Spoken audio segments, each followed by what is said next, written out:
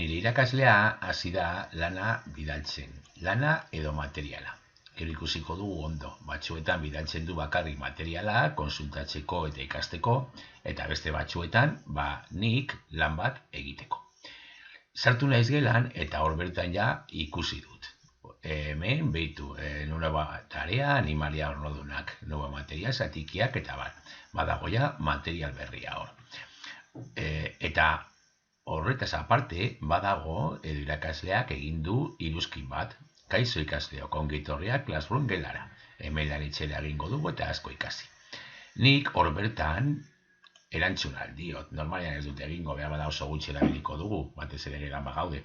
Baina jarrean dugu zeo zer, ni ere oso pozik nago. Eta bidaltzen dugu komentarioa. Vale? Horrela, joan algara, batez ere irakasleak eskatzen badigu komentarioren bat, iritzirin bat edo, horrela egingo dugu eta erantzungo diogu. Edo publikatuko dugu beste berri bat, galdera bat irakaslearen txat edo, bale? Adibidez arazoak dauka sartzeko. Bideoa ikusteko. Bale, arazoak dauzkat, bideoak ikusteko.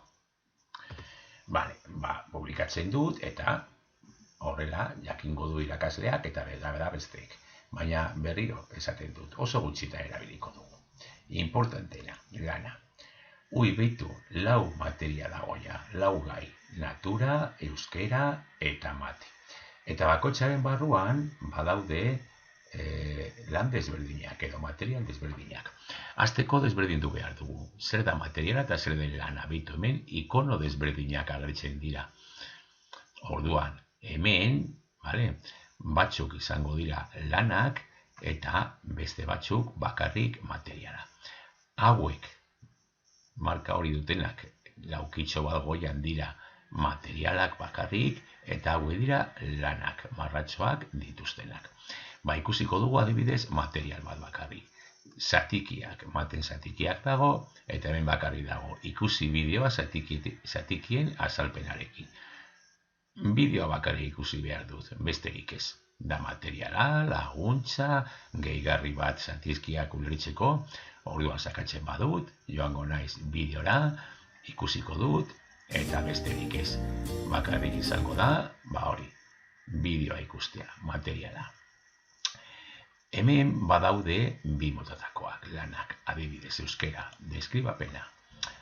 Behitu dokumentu bat bidali dit, eta dokumentuan agertzen den irudiaren deskribapena egin. Orduan zabalduko du dokumentua, eta hemen badauka dokumentua. Ez dut besterik egin behar, bakarrik bete, eta idatzi. Orduan, idatziko dut hor nire deskribapena,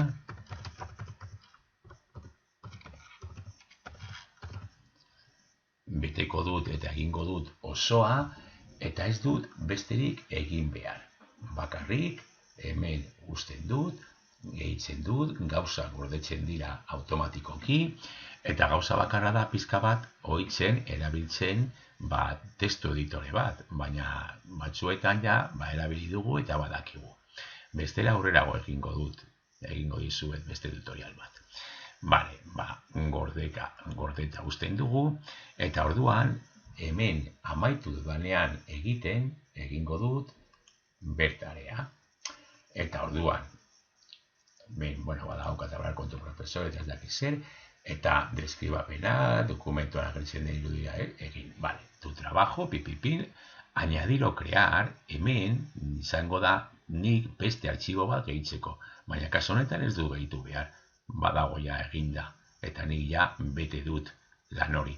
Orduan, entregatuko dut, jazta, entregar. Zenbrear artxibo, entregar. Jazta, egina daukat lana, eta entregatu diot irakasleari.